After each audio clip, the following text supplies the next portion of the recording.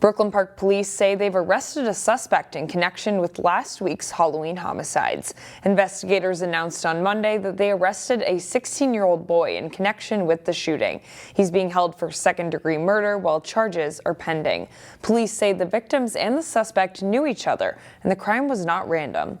Meanwhile, one of the victims in the shooting died on Friday. The Hennepin County Medical Examiner identified him as 16-year-old Shardid Farah.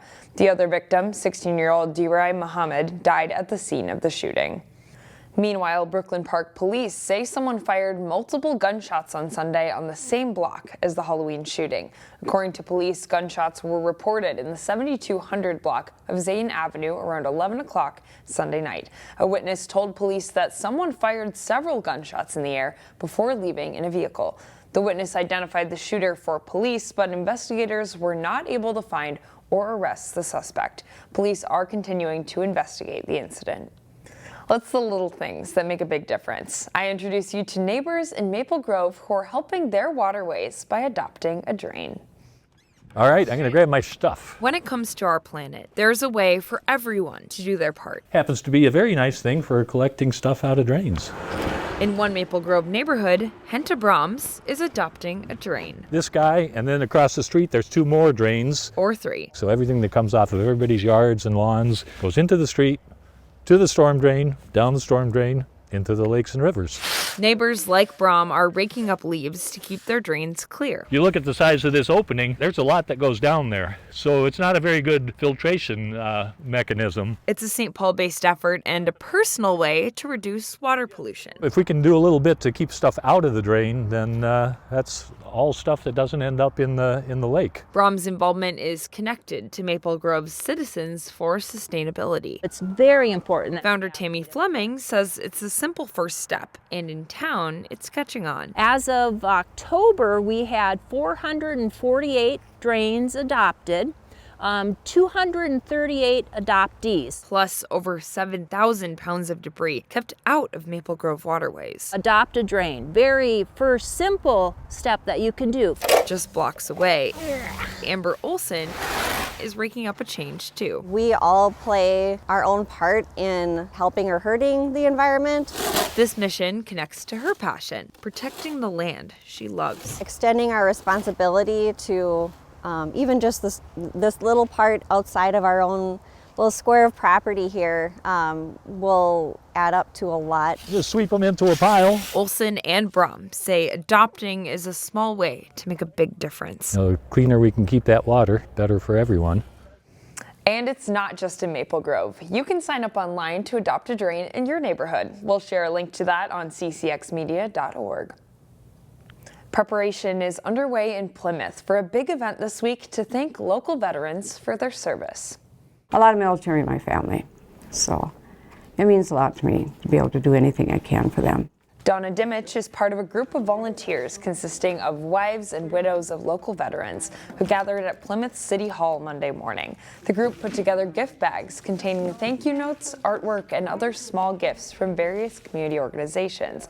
About 240 total veterans will receive these gift bags Wednesday morning during a drive-through breakfast event. Plymouth loves supporting the community, and we know that veterans have done so much to support us and serve us in our community, and so it's just been an incredible way to give back to people that have given so much for us.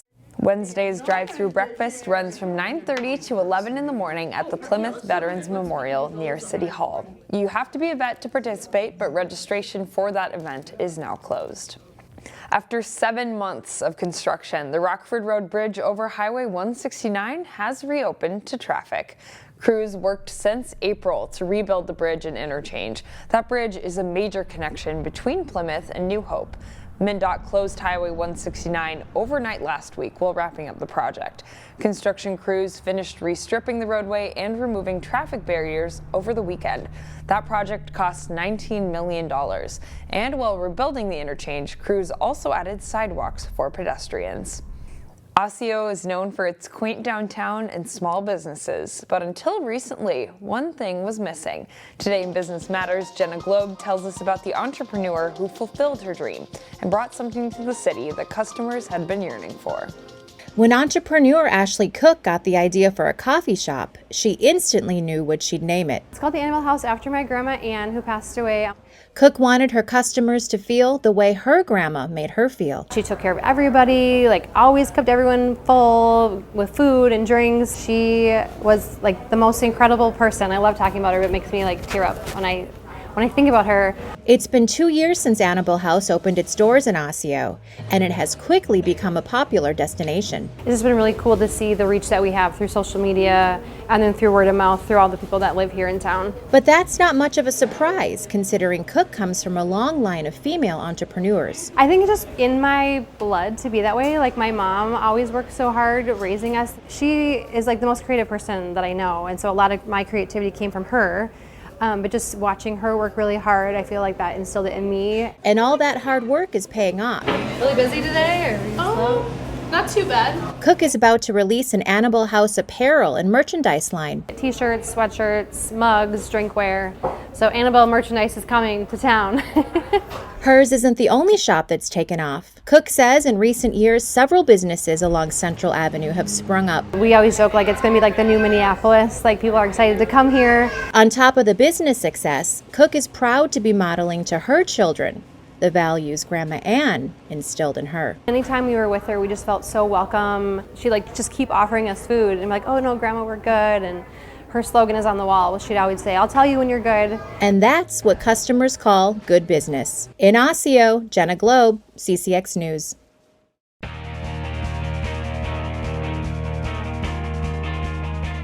State championships were on the line as the state cross-country meet moved to a new site. Chaz Moots reports on a great day for teams from the northwest suburbs. The high school boys and girls cross-country state meet back at Les Bolstead Golf Course on the campus of the University of Minnesota for the first time since 1992. In the boys class 3A meet, Will Weber from Wayzata finishes third overall in 15 minutes, 21 seconds.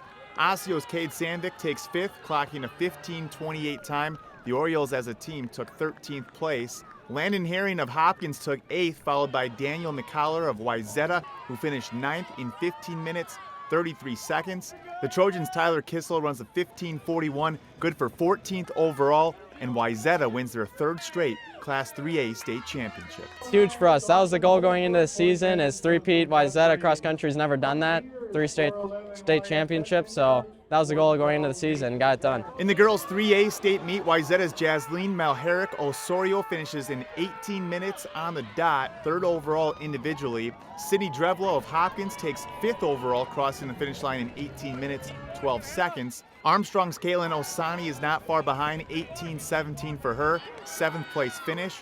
Maple Grove's April Watson takes 14th overall, 18 minutes, 51 seconds. The Crimson as a team took 14th overall. Both Aubrey Smith and Allison Clayman finished close by each other, 21st and 23rd overall. The Trojans go back-to-back, winning their second consecutive state title. It feels amazing, especially after all of our top senior girls have left, that we're still able to come together and be such a strong group of girls that have still so much potential over these next few years. And we're all just super connected and, hungry for more. Later in the day, the Class Single A boys state meet got underway. Heritage Christian Academy's Leav Doherty gets a top 5 finish, taking 5th place in 15 minutes, 57 seconds. His teammate Jacob Fotenhauer finishes 10 spots below him at 15th, clocking a time of 16 minutes, 34 seconds. In 24th place, Jack Nelson crossing the finish line with a 16:50 time. The Eagles edge out Cotter by 6 points and repeat as Class A state champs. It was like a business trip, and we had to do what we've been doing all season. We were kind of planning to go out slower than, a little slower. That's what we did last year. We knew we could do it again, but we had to do it again, and we did it again. In Minneapolis, Chaz Moots, CCX Sports. Spots in the state playoffs were on the line in football Friday. As Jay Wilcox reports, Robbinsdale district rivals Armstrong and Cooper met for a section title. Cooper makes the short trip to Armstrong to face the Falcons in the Section 5 5A championship game.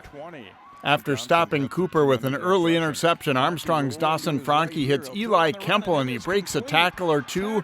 It's a 48-yard catch and run to the Cooper 5 for Kemple, and it sets up an Armstrong TD. It's 7-0 Falcons after 1.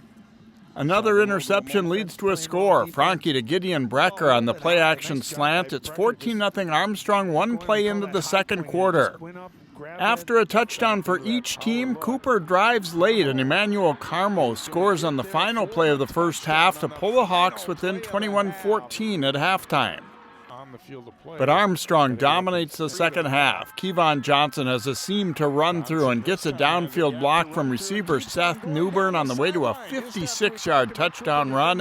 One of 3 on the night for Johnson. That makes it 28-14. The Falcons tack on 3 more scores in the fourth to pull away for a 49-14 win in their second straight section title. They'll meet Andover in the state quarterfinals Saturday. Jay Wilcox, CCX Sports. In Class 6A playoff football, defending state champion Maple Grove was eliminated by Edina, while at 4A, both Benilde St. Margaret's and Totino Grace have advanced to the state playoffs. More CCX News after this. Find more prep sports games and highlights at ccxmedia.org and follow us on social media.